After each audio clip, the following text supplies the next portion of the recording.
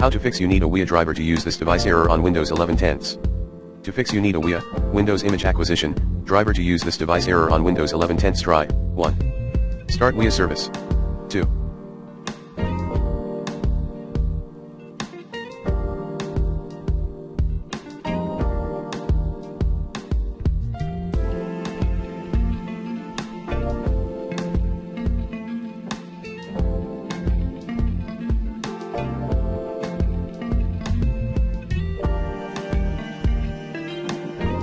Update WIA driver using the recommended Avast driver updater in this video guide.